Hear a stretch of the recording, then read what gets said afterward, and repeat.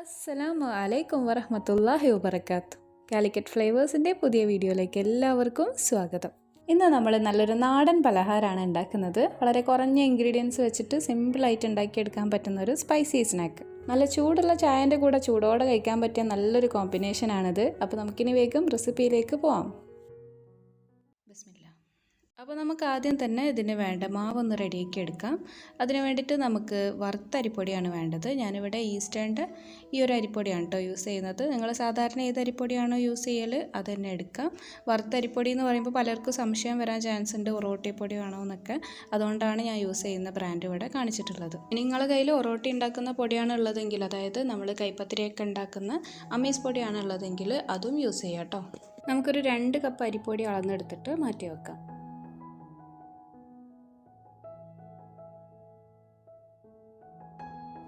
ഇനി നമുക്കിത് കുഴച്ചെടുക്കാൻ ആവശ്യമായിട്ടുള്ള വെള്ളം ഒന്ന് തിളപ്പിച്ചെടുക്കണം. ഞാനിവിടെ 1 കപ്പ് പൊടിക്ക് 1.25 കപ്പ് എന്നുള്ള അളവിലാണ് വെള്ളം എടുത്തിട്ടുള്ളത്. അതായത് 2 കപ്പ് പൊടിക്ക് 2.5 കപ്പ് വെള്ളം എടുത്തിട്ടുണ്ട് കേട്ടോ.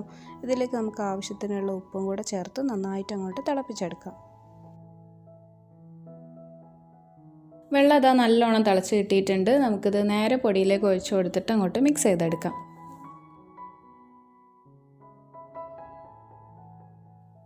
പൊടിൻ്റെ എല്ലാ ഭാഗത്തും വെള്ളം എത്തുന്ന രീതിയിൽ ഒരു സ്പൂൺ കൊണ്ട് നല്ലോണം ഇളക്കി മിക്സ് ചെയ്തെടുക്കാം.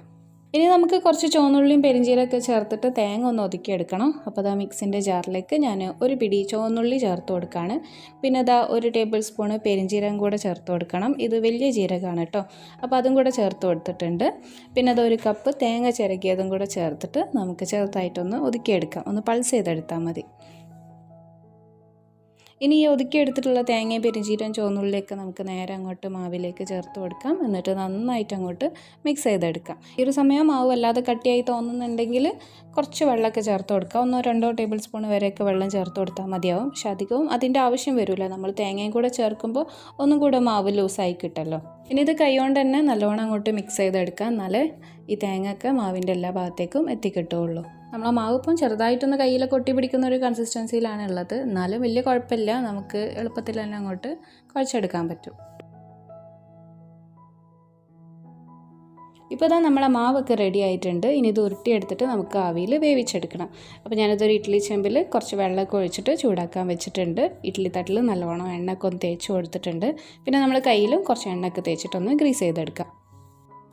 ഇനി ഇതാ നമ്മളെ മാവിന്നും ചെറിയൊരു ഉരുള എടുത്തിട്ട് നല്ലോണം അങ്ങോട്ട് ഉരുട്ടിയെടുക്കാം. ഇനി ഇതൊന്നും ചെറിയ ചെറിയ ബോൾസ് ആക്കിയിട്ടാണ് നമ്മൾ ഷേപ്പ് ചെയ്തെടുക്കുന്നത്. അപ്പോൾ ഞാനത് അങ്ങനെ ഉരുട്ടിയെടുത്തിട്ട് ഇതിൻ്റെ നടുവിൽ ഇങ്ങനെ ഒന്ന് കുത്തിയിട്ടാണ് എടുക്കുന്നത്.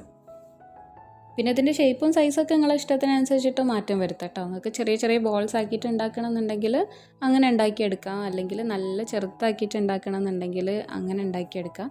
ഇതുപോലെ കുറച്ച് വലുപ്പത്തിൽ ഉണ്ടാക്കിയെടുക്കുകയാണെങ്കിൽ നമുക്ക് വേഗം പണിയും കഴിയും. അങ്ങനെ നമ്മളിത് മുഴുവൻ ഉരുട്ടി കഴിഞ്ഞിട്ടുണ്ട്. ഇനി ഇതൊരു 10 മുതൽ 15 മിനിറ്റ് വരെ നല്ല പോലെ അങ്ങോട്ട് ആവിയിൽ വേവിച്ചെടുക്കാം. ഇനി ഇത് നമുക്കൊന്ന് തൂമിച്ചെടുക്കാൻ വേണ്ടിയിട്ട് ഞാനിതൊരു ചീനച്ചട്ടി അടുപ്പത്ത് വെച്ചിട്ട് ചൂടാക്കി എടുത്തിട്ടുണ്ട്. ഇതിലേക്ക് ഒരു 3-4 ടേബിൾ സ്പൂൺ ഓയിൽ ഒഴിച്ചു കൊടുക്കാം. ഇത് വെളിച്ചെണ്ണയിൽ ചെയ്യുകയാണെങ്കിൽ കുറച്ചും കൂടെ ടേസ്റ്റാണ് കേട്ടോ. ഓയിലൊന്ന് നല്ലോണം ചൂടായതിന് ശേഷം നമുക്കൊരു ടീസ്പൂൺ കടുക് ഇട്ടിട്ടൊന്ന് പൊട്ടിച്ചെടുക്കാം. കടുകൊന്ന് നന്നായിട്ട് പൊട്ടി തുടങ്ങുമ്പോൾ നമുക്കൊരു 5-6 ചുവന്നുള്ളി നല്ല വട്ടത്തിൽ അരിഞ്ഞെടുത്തതും കൂടെ ചേർത്തിട്ടൊന്ന് മൂപ്പിച്ചെടുക്കാം.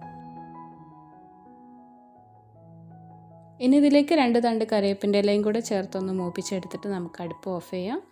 എന്നിട്ട് ഇതാ എരിവിന് ആവശ്യമായിട്ടുള്ള അത്ര ചതച്ച വറ്റൽമുളകും കൂടെ ചേർത്ത് കൊടുക്കുകയാണ്. ഞാനിവിടെ 1 ടേബിൾ സ്പൂൺ ചേർത്ത് കൊടുക്കുന്നുണ്ട് കേട്ടോ. ഇത് അത്യാവശ്യം നല്ല സ്പൈസി തന്നെയാണ്. കുട്ടികൾക്കൊക്കെ ആണെങ്കിൽ ഇതിൻ്റെ പകുതി മാത്രം ചേർത്ത് കൊടുത്താൽ മതി. ഈ ഒരു സമയം നിങ്ങൾക്ക് വേണമെങ്കിൽ കുറച്ച് തേങ്ങയും കൂടെ ചേർത്ത് കൊടുക്കാം കേട്ടോ. തേങ്ങേൻ്റെ ഒരു ചെറിയ ക്രഞ്ചിനെസ്സും കൂടെ വരുമ്പോൾ കുറച്ചും കൂടെ ടേസ്റ്റാണ്. ഇനി നമ്മൾ വേവിച്ച് വെച്ചിട്ടുള്ള നമ്മളെ പിടിയും കൂടെ ഇതിലേക്ക് അങ്ങോട്ട് ചേർത്ത് കൊടുത്തിട്ട് നന്നായിട്ട് അങ്ങോട്ട് മിക്സ് ചെയ്തെടുക്കാം. ഞാനിപ്പോൾ മുഴുവനും ചേർത്തിട്ടില്ല. നമ്മളെ ചട്ടീൻ്റെ ചൂടുകൊണ്ട് മുളക് കരിഞ്ഞു പോകണ്ടെന്ന് വിചാരിച്ചിട്ട് പെട്ടെന്ന് ഇളക്കി കൊടുക്കുകയാണ്. ഇനി നമുക്കിത് ബാക്കിയുള്ളതും കൂടെ അങ്ങോട്ട് ചേർത്ത് കൊടുക്കാം. നമുക്കിത് നല്ലപോലെ അങ്ങോട്ട് മിക്സ് ചെയ്തെടുക്കാം. ഇതിങ്ങനെ കട്ട പിടിച്ച് കിടക്കുമെന്നൊന്നും പേടിക്കേണ്ട. നമ്മൾ മിക്സ് ചെയ്യുന്ന സമയത്ത് തന്നെ കട്ടകളൊക്കെ പെട്ടെന്ന് ഉടഞ്ഞ് കിട്ടും. നമ്മൾ മാവിൽ നല്ലോണം തേങ്ങയും പെരിഞ്ചീരവും ചുവന്നുള്ളിയൊക്കെ ചേർത്തുകൊണ്ട് തന്നെ നല്ല ഫ്ലേവറുമാണ്, നല്ല സോഫ്റ്റ് ആയിട്ടുള്ള പിടിയുമാണ്. അപ്പോൾ ഇത്രയേ ഉള്ളൂ പരിപാടി. നമ്മളെ ഈ നല്ല നാടൻ പലഹാരം നിങ്ങൾക്ക് ഇഷ്ടമായിട്ടുണ്ടെങ്കിൽ എന്തായാലും ഒന്ന് ട്രൈ ചെയ്ത് നോക്കിയിട്ട് ഫീഡ്ബാക്സ് ഒക്കെ അറിയിക്കുന്ന പ്രതീക്ഷിക്കണം. അതുപോലെ തന്നെ വീഡിയോ ഒന്ന് ലൈക്ക് ചെയ്തിട്ട് സപ്പോർട്ട് ചെയ്യുമെന്ന് പ്രതീക്ഷിക്കണം. അപ്പോൾ ഇൻഷാ അല്ലാഹ് ഇനി നമുക്ക് നല്ല നല്ല റെസിപ്പീസൊക്കെ ആയിട്ട് കാണാം. അസ്സലാമു അലൈക്കും വറഹ്മത്തുള്ളാഹി വബറകാതുഹു.